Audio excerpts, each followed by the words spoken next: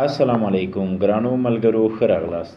خدای تعالی دې وکړي چې ټول به راته روغ او جوړ یاست او د صحت کالي به مو په تن کړي وي. بخت الله بهار یم او یو ځل بیا حاضر شوی یم تر څو تاسې ته یو نوی لوست در وړاندې کړم. زموږ د ننني لوست موضوع د پښتو ژبې د یګانو په اړوند ده. څنګه کولی شو چې د پښتو ژبې 5 ډوله یګانې په خپلو ځایونو کې وکاروو؟ که چیرې موږ تاسې د پښتو ژبې یو متن لیکو، پکار ده چې د پښتو ژبې ټولې یګانې پکې وکاروو. په خپلو ځایونو کې د پښتو ژبې د 5 یګانو کارونه ویونکي ته دا وړتیا ورکوي ترڅو ټول متن په ښه او کره توګه ولولي. د پښتو ژبې یګانې په 5 ډوله دي. لومړنۍ یې چې غواړو چې زده یې کړو هغه نرمه یې ده.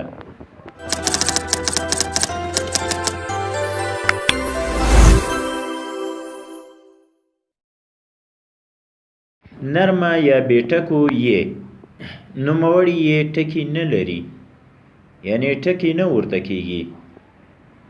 د هغو نارینه مفردو صفتونو په پای کې راځي چې په یې پای ته رسېدلی وي.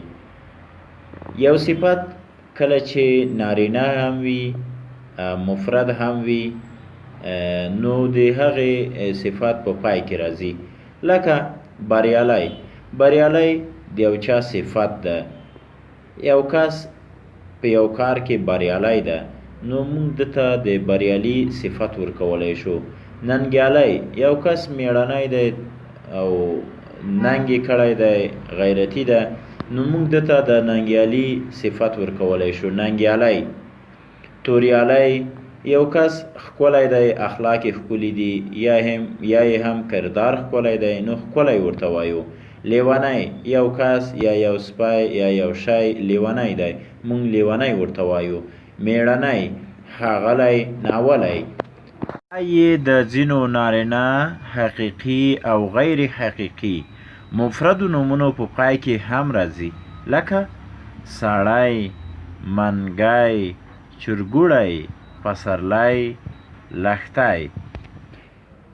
دا یې د ځینو فعلونو په پای کې هم کارول کیږي، لکه تللی. یو کس چیرې چې تللی وي موږ ورته وایو چې تللی.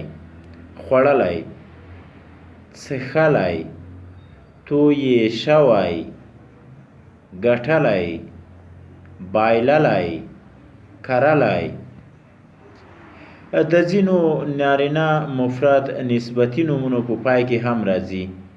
بعضې نارینه نومونه دي مفرد به هم وي، یعنې یو به وي، او نسبتي به هم وي. نسبتي دې ته ویلی کېږي کله چې موږ یو کس په یو ځای پورې وتړو، لکه کابلی یو شخص مو په کابل پورې وتاړه. افغانی یو شخص مو په افغانستان پورې وتاړه. خوستی یو کس مو د خوست په ولایت پورې وتاړه. هراتی په هرات پورې مو وتاړه. امریکایی په امریکا پورې، ترکی په ترکیه پورې، چینایی په چین پورې، مزاری په مزار پورې. که لنډ ووایم د دې په پای کې د آی تلفظ تر غوږو کیږي. سړی، منګی، ښاغلی. آی اورئ؟ کله چې د آی تلفظ تاسې تر غوږو شو نو دا یې وکاروئ. له هغه وروسته به تاسې دا یې په کامله توګه زده شي، یعنی تاسې به په دې باوري شئ چې موږ دا یې په کاره او ښکلې بڼه باندې کارولې ده. نورې یګانې هم لولو. 4 ډوله نورې یګانې دي، په نورو لوستونو کې به لولو. هیله ده چې زموږ د یوټیوب چینل سبسکرایب کړئ او له موږ سره ملګري شئ. تر بیا ښې چارې، د الله په امان.